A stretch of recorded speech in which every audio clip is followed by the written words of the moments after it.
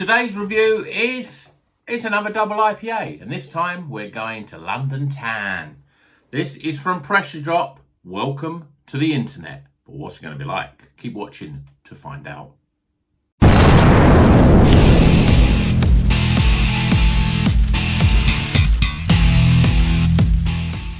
Welcome back to Rocker's Beer Review. Today we're going to Pressure Drop. Those that know, Pressure Drop are based in northeast London, Tottenham Hale. Yeah, not a big fan of that neck of the woods because I'm a West Ham fan. And yeah, Pressure Drop. There was a time when I was drinking quite a lot of Pressure Drop, it seemed, and then suddenly I hadn't drank any for a while, and I can't really put my finger on why that is. I think I must have had a beer that I didn't like that much, and I went, yeah, I'm not sure about this one, and that's stopped me drinking it. But this is part of the Beer Dad subscription box, so obviously I didn't have a choice in this one.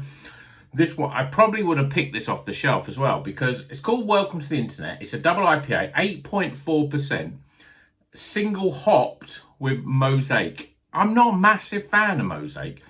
Yes, you can't really drink craft beer and not drink Mosaic. It's like people that don't like Citra. It's difficult to avoid those Citra and Mosaic hops because they're in everything. But a single hop Mosaic is a little bit too much. That sort of berry, bubblegummy sort of flavour. Not really up my street, really, for some reason. But we'll give this one a go. We've got barley, oats and wheat. We've got best before 17th of the 3rd, 25. I don't know what, 8.4%. It's got a cute little dog on it. What could possibly go wrong? Let's crack it open, get it in glass and see what it's all about. I did have a quick look and saw that it was rated quite high on Untappd. So maybe this is going to be a good beer. Let's see. Let's just try and get it a bit lively. It looks a little bit... There we go. It says that. Right. Well, beer in a glass. I'd say, yes, we've got the yellowy sort of straw-coloured beer, but it's not thick and hazy compared with a lot of the double IPAs that we've drank recently. It looks quite light. There's lots of carbonation sort of sticking to the glass. We've got 2 and a bit fingers of just off white, loose bubbled head. Not sure how that's going to sort of stay. Probably won't stay. You know, most beers don't stay that much.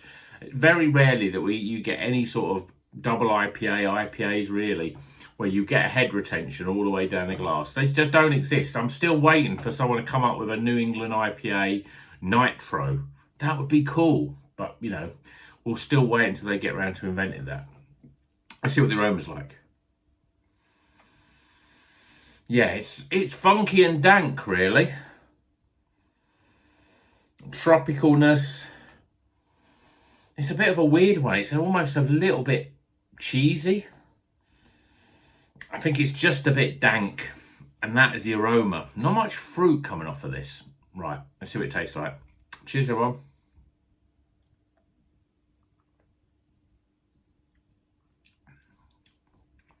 Ooh, First things first, it's very light. It's quite thin for a double IPA. Yeah, it's another one of those. I just had an IPA, actually, which was very thin. And then it changed. So we'll see if this one does. Let's go back again. Yeah, it's thin. And like a lot of single hop beers, it's lacking a little bit in some sort of in complexity of flavour. You're getting this sort of, I suppose it is a tropical, slightly like blackberry, blueberry sort of thing. A berry sort of flavour, but a little bit nondescript really. And then there's tropical stuff, which again is a little bit, a bit of mango, a bit of papaya, a bit of passion fruit.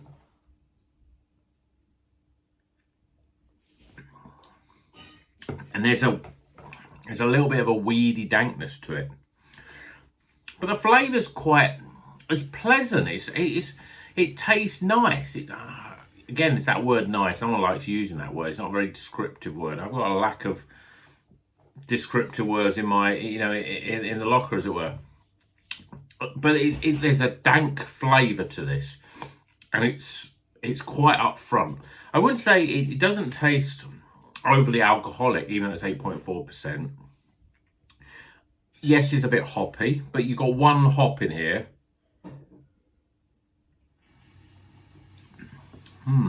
There's that chewiness about it. You get that flavour, that sort of stone fruits, mangoes, that sort of stuff, over ripened. Then you get that sort of dankness, sweatiness, dankness, chewiness. And then you're left with this sort of a pininess, I think, on the back end, really. You're not getting much sharpness of grapefruit. You're not getting much in the way of citrus fruits. It's very much tropical stuff. But this just shows me, which is something that I already knew, and I'm a big believer that in the fact that single hopped IPAs or single hop beers generally, are not that great. Yes, you can get a single hop Citra, I think. And I think they're probably the only other one that I think I've had that I think is works is probably Nectaron. But there's not many hops that work on their own because they need something. They need a flavour to go with the flavour, if that makes sense. You need to get certain flavours, and it just accentuates those, and it stops them being overly certain flavoured, if that makes sense. Like Nelson Sauvin, for example. You need something to hold it back a little bit. And when you have got something to hold it back, a Mosaic is a very good sort of very yin-yang sort of hop to Nelson. It works really well, I think. But when you've got one hop, Mosaic is another one of those hops that seems to be used more in a single way with Citra, the two big heavy hitters of craft beer. But for me, it leaves the flavours very one-dimensional, and it doesn't. Where normally if you'd had another hop in this, I think you'd get that flavour, and you think, I'm not sure I'm into that. And then the other hop flavours would come in, draw some of that back, and change it a little bit. And you think, well, I'm getting more, and I like the stuff that I don't like because I've got all the other stuff. That makes sense. It's like, if you had a fruit cocktail, for example, and you just had oranges in it, you'd be like, yeah, it's not I don't like oranges, but I want more. I want a flavour sensation almost, and that's what it's like with craft beer. I don't know why. I think I'm not quite sure why breweries would do a single hop IPA. Maybe it's just the case of they're a big believer in that hop, and they're a big lover of that hop, and they think, well, they love that hop, so let's just celebrate it a little bit. But for me, I've always been on that sort of, I like a combination. And again, sometimes you can have too many hops, 5 hops, for example. We see beers with it, and then you're getting, again, a mismatch. It's almost like you might as well have 1 hop when you got 5. But if you get that sweet spot, 2 to 3, maybe even 4 hops, you get something a little bit more complex and ultimately more enjoyable. So, yeah, this isn't bad. But I've had so many better beers recently, especially double IPAs. And I just know that it's just the fact that there's Mosaic in it. If they brewed it with, Mosaic and a couple of other hops, I think it would have been better, because I can tell it's, actually the body of it is quite smooth. The flavour is what it is, but, I want some complexity. I want something on the back end. I want something on the front end. I want more drinkability, which I'm not getting with this. But it's all right. Let's get some scores.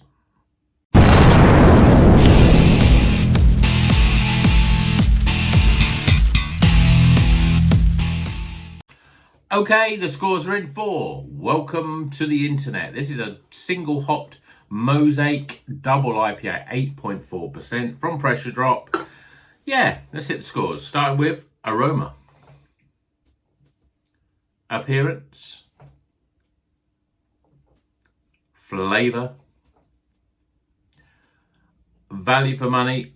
Obviously, all these part of this subscription box worked out at £2.85, so that's why the score is probably higher than it would normally be. I think you'd probably easily pay £6 for this in a bottle shop.